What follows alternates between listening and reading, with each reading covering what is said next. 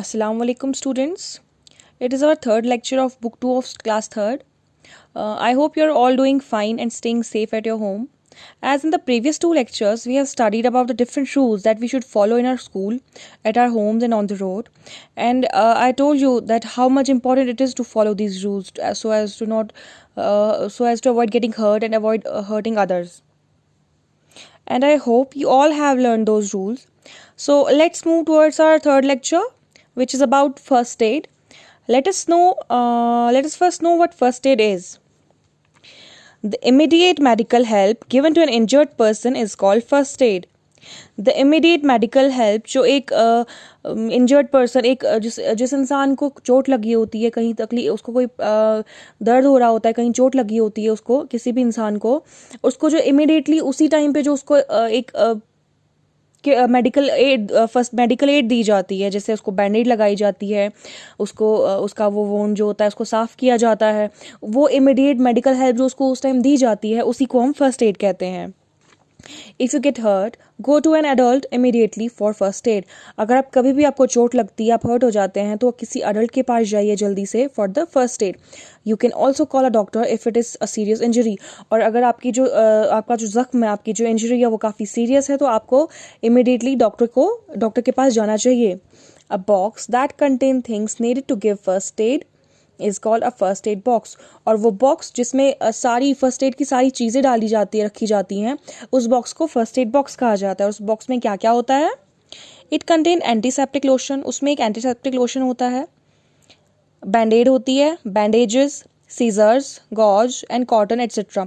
ये सब चीज़ें जो हैं उस फर्स्ट एड बॉक्स में रखी जाती है, क्योंकि ये सब चीज़ें जो है बेसिक मेडिकल हेल्प जो दी जाती है किसी भी इंजर्ड पर्सन को, उसके लिए ये सब चीज़ें ज़रूरी होती है.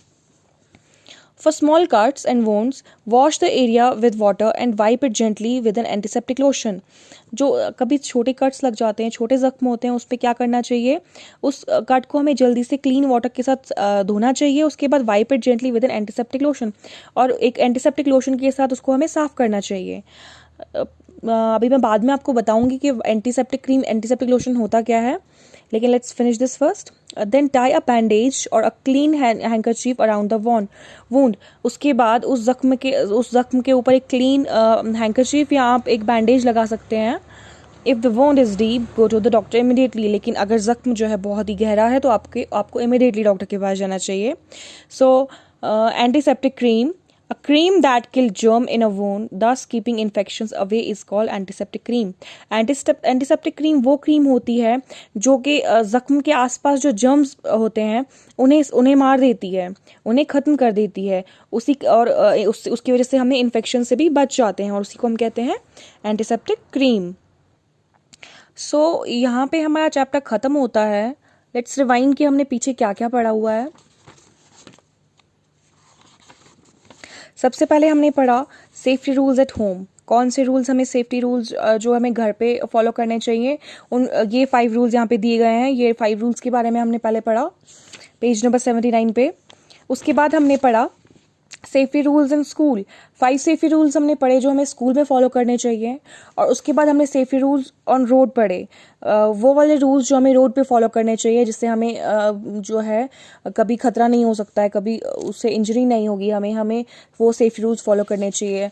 और उसके बाद हमने पढ़ा फर्स्ट एड के बारे में कि फ़र्स्ट एड क्या होता है. Now let's move to the next page. It's page 83. अब यहाँ पे एक्सरसाइज दी हुई है, क्वेश्चंस दिए हुए हैं. Let's try to solve them. मैंने पहले ही सॉल्व करे हुए हैं, आप लोग भी ट्राई कीजिए अपनी बुक्स पे. और उसके बाद नहीं आते हैं तो कंसल्ट कीजिए वीडियो को. अब वीडियो में चेक कर लीजिए, मैंने सभी के आंसर्स बता रही हूँ. सो क्वेश्चन नंबर 1 है fill in the blanks by choosing the correct option.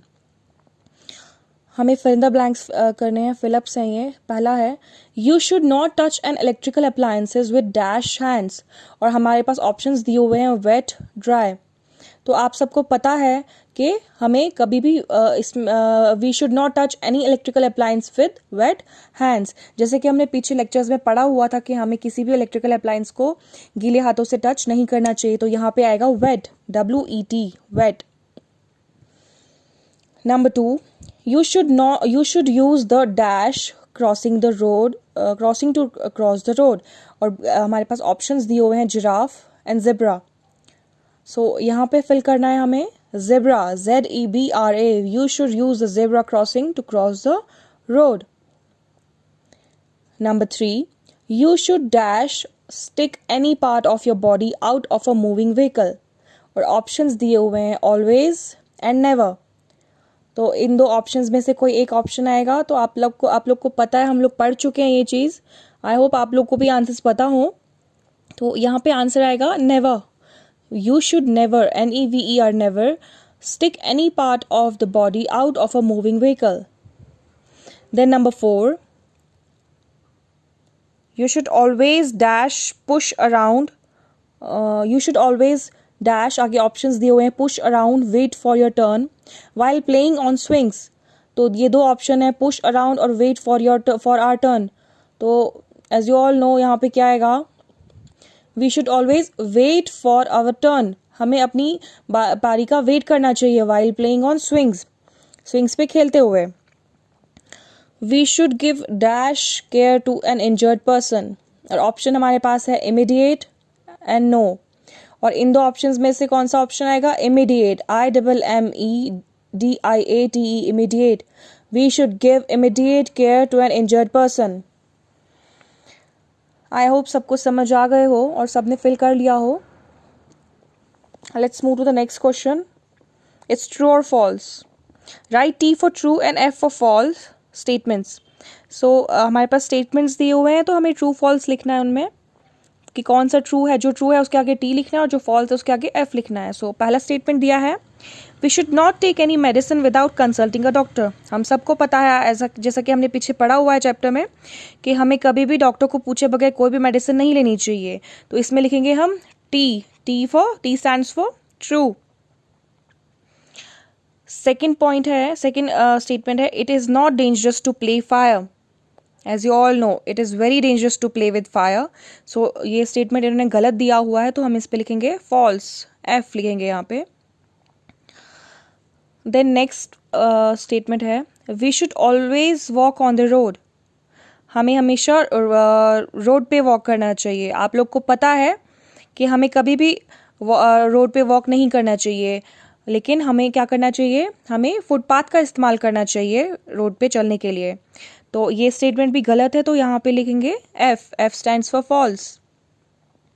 Then fourth statement is giving first aid can sometimes save a person's life. ये बिल्कुल सही बोला है इन्होंने, कि कहा है कि हमें कभी कभार क्या होता है कि जब हम फर्स्ट एड किसी इंसान को देते हैं, हो सकता है उसकी ज़िंदगी बच जाए। बिल्कुल ट्रू है ये, तो यहाँ पे टी लिख लीजिए। देन नेक्स्ट है, be careful while using sharp instruments. बिल्कुल सही कहा है, यहाँ पे भी हमें कभी भी शार्प इंस्ट्रूमेंट्स इस तरह इस्तेमाल नहीं करने चाहिए। हमें बहुत ही केयरफुल रहना चाहिए while using any sharp instruments. So question number 2 भी हमारा फिनिश हो गया है। Let's move to the next question at page 84। Here is the third question, match the following. Column A और कॉलम बी दिया हुआ है, और यहाँ पे ऑप्शंस दिए हैं। कॉलम ए में 3 ऑप्शंस दिए हुए हैं, कॉलम बी में भी 3 ऑप्शंस दिए हैं। तो हमें मैच करना है, जो ऑप्शन कॉलम ए के कॉलम बी के साथ मैच करते हैं, तो वहाँ पे उनको हमने मैच करना है। पहला ऑप्शन है वेट फ्लोर, तो हमें देखना है कि कॉलम बी में ये किस वाले ऑप्शन के साथ मैच हो रहा है, वेट फ्लोर। ऑप्शन ए है पहले black and white stripes, option B है स्लिपिंग, एंड ऑप्शन सी है शार्प ऑब्जेक्ट। तो आपको पता है वेट फ्लोर जो है स्लिपिंग के साथ कनेक्टेड है, तो हम वेट फ्लोर, कॉलम ए के वेट फ्लोर को कॉलम बी के स्लिपिंग के साथ मैच करेंगे।